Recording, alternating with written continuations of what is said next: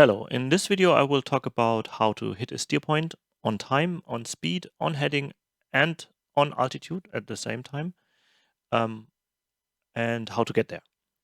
Disclaimer, this is only for the Falcon BMS world and the F-16 cockpit. It might apply to other flight simulators, and I have no idea how it works and how real pilots do it, but I think these are probably the tools that they use too.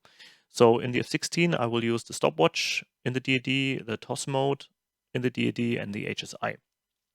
So to get to the problem, there are missions that involve a steer point with a time over target, like a push point. And sometimes this results in flights being not on time, or if they are on time, they are not on speed and altitude. Or if they achieve all that, they did it with wild corrections, with the wingman falling off the formation, and the flight lead later apologizing to them in the debrief for all his wild maneuvering. In the ideal scenario, we are going over the push in autopilot. We are disrespecting brevity, bragging about being on speed, on time, on altitude, and all that. And the wingman being simply impressed because the lead pulled it off so coolly and with gentle maneuvers. How do we get there?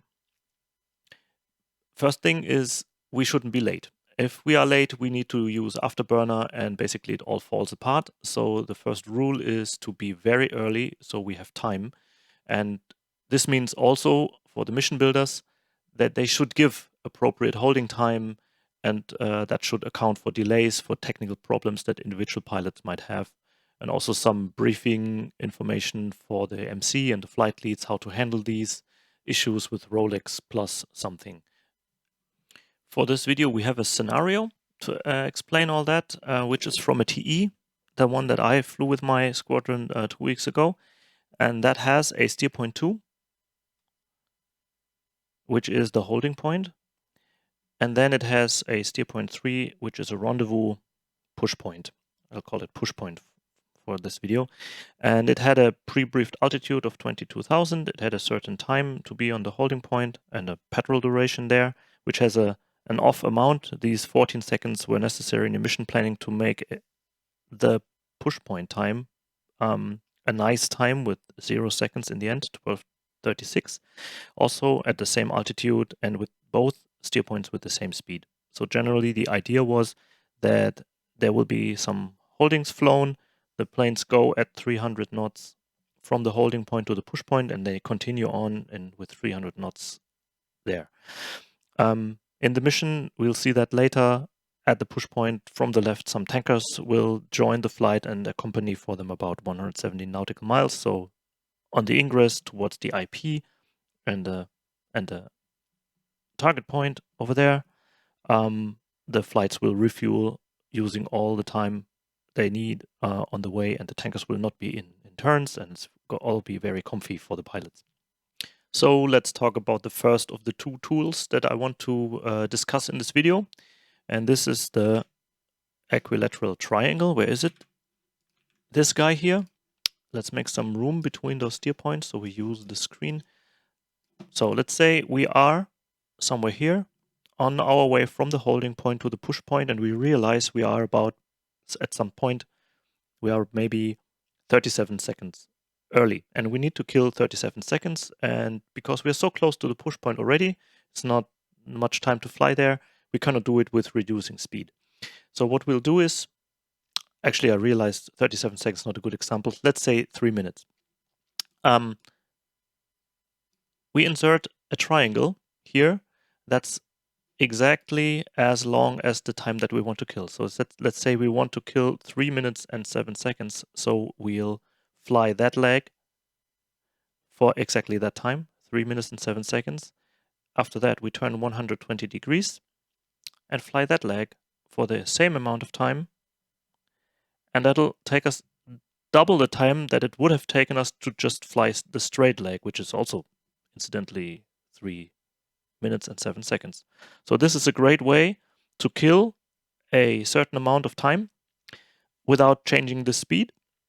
There's only one issue. There's this 120 degree turn, and these aren't instant, so they are not really a triangle. It's rounded in real time, so you have to turn in a little early and make up for maybe the lost speed if the turn is a high bank angle turn. So it's not a perfect tool, but it's good for killing time if you are early and you can't do it by just reducing speed.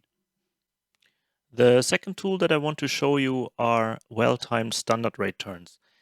Standard rate turns are turns that take a predetermined amount of time, and this is exactly 1 minute for 180 degrees.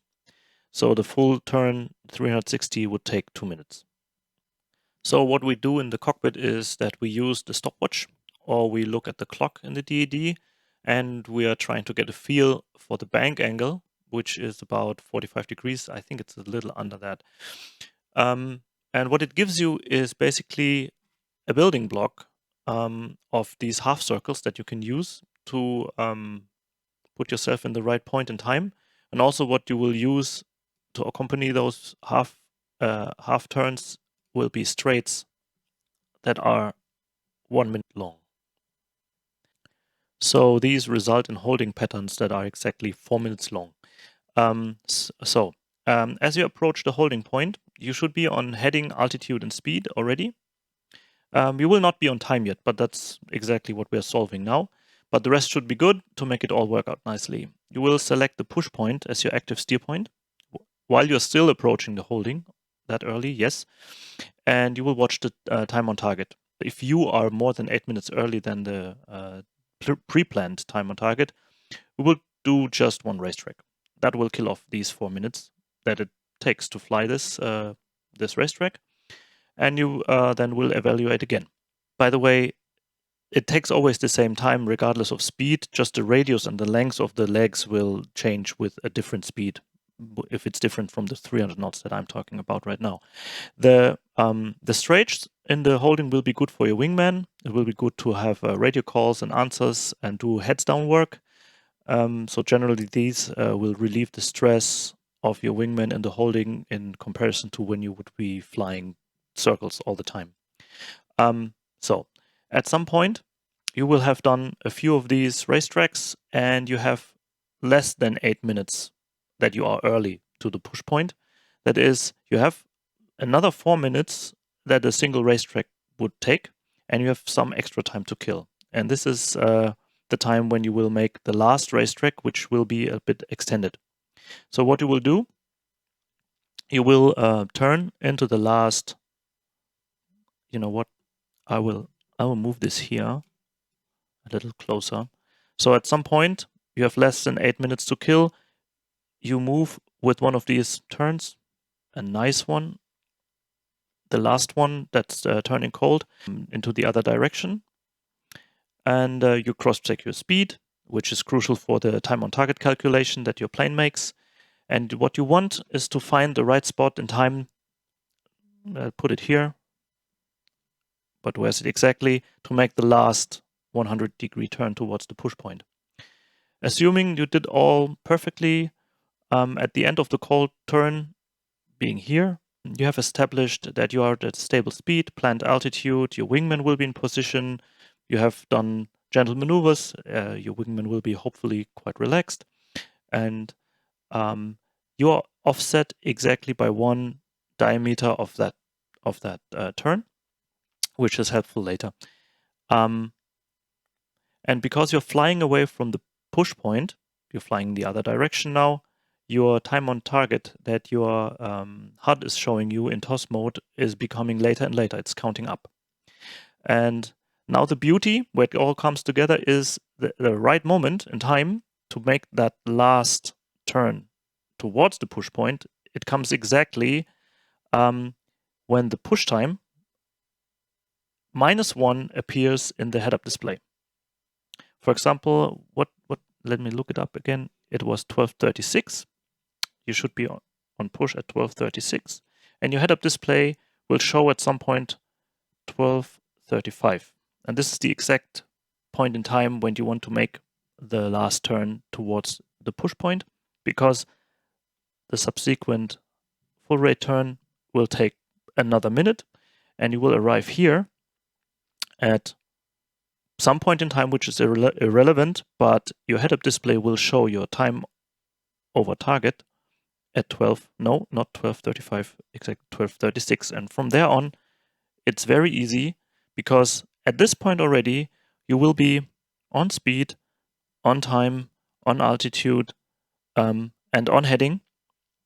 And this is the point where you put on the autopilot and where you relax and you have plenty of time to spend the remaining few miles for bragging on the radio, how you are exactly on parameters.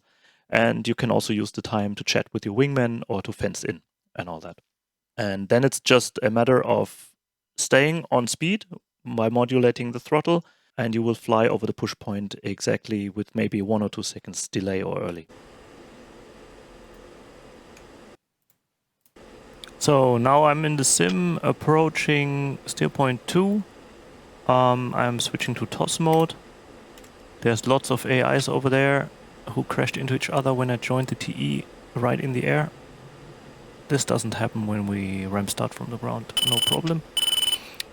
And I'm trying to stabilize my speed and altitude. Radar altimeter. No, like this. Okay, you should see all the instruments extracted to the corners of the screen, the relevant ones. And the time on target is 12:23, which means it's time for another turn. And I can make a full holding. Let's do that first. So I'm turning on the HSI on the proper heading towards the steer point. Actually to steer point 3. And now I'm doing my first standard rate turn. I'm turning on the clock, making sure my autopilot is prepared, and I'm starting the time now, making the turn.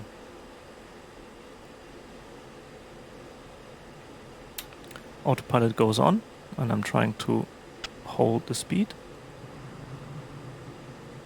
The time is counting. For example, now it's 15 seconds, and I think looking at the HSI, I also did around a quarter of the turn, which is good. Approaching 30 seconds on the HSI, also approaching the half point of the turn.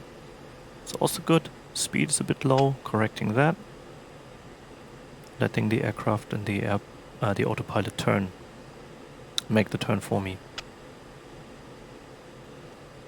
I will let the clock run and make the next minute straight and then turn after 1 minute flying straight. Now it's the end of the turn, the minute is almost over. Looks good. Checking the speed, a bit fast. Trying to stabilize it. And once it's stabilized, I will speed up the sim so this video doesn't get too long. The speed looks good for now. And times 8. 1 minute is over. And it's time for the next turn, which starts now. Turning into the bank angle. Trying to hold the speed. That's good. Looking at the time again. As it approaches 15 seconds, which is a quarter of a minute, we are about at quarter of the turn, which is good. Same again, approaching half minute. I'll speed up the sim because this really looks good. Yeah. Speed is a bit above. Okay, turn is ended. And I'm looking at the time over target for steer point 3, which I selected, which is now 12:29, which is a little more than the 4 minutes that I need for one of these racetracks, but less than for 2. So at the 4 minute mark, which is in 30 seconds, I will make the last racetrack, the extended one, which is now. And I'm turning left.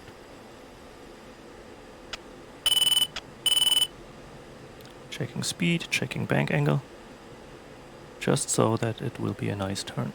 Autopilot is on.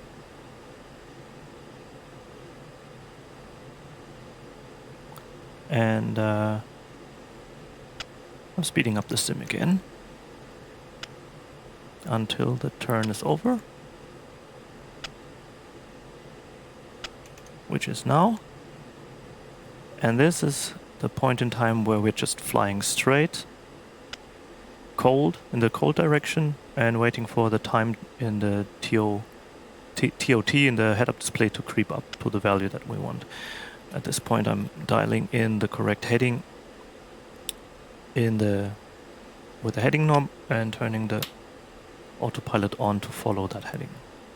Speed is a bit high, I'm slowing down, and I'm speeding up the sim to get to the point of where the head-up display says 12:35. Okay, there's 2 minutes to go on the head-up display.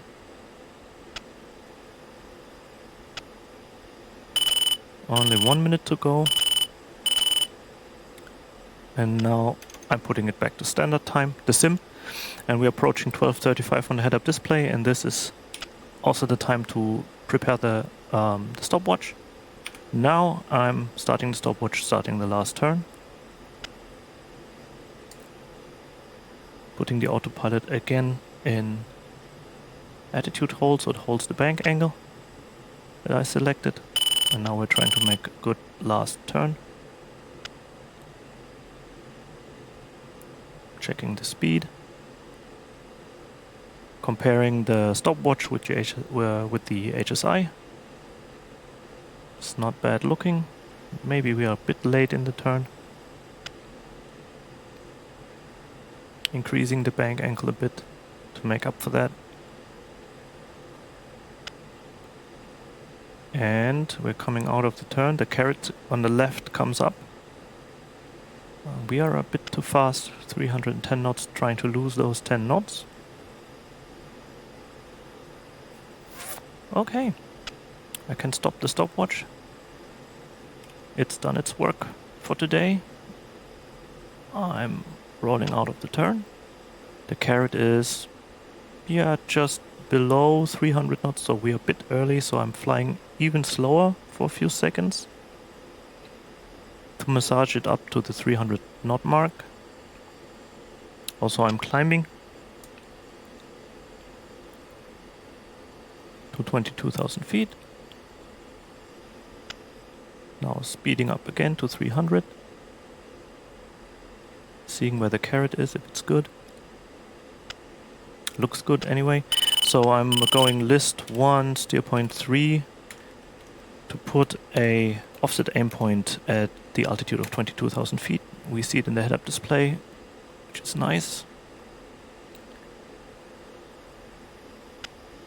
And the carrot speed is now 292. So I will go a bit slower than that to have it move up to 300 knots. Let's do 280 knots for a few minutes. And we have, looking at the distance, 20 miles to go. So I'm turning on the autopilot again, dialing in the heading of 122, putting it into heading select, and it's on. The speed is now approaching, the carrot speed is now approaching 300 knots, so that's the time where I go full mil to speed up to that.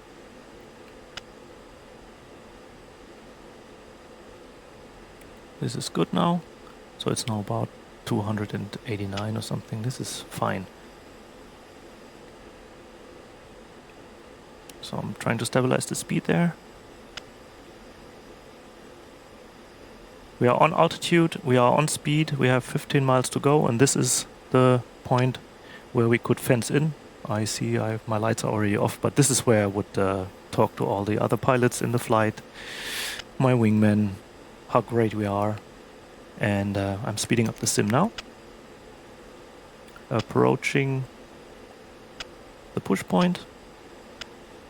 Now it's the push point is 5 miles out, and the rendezvous will work out just nicely because there are the tankers that I want to rendezvous with.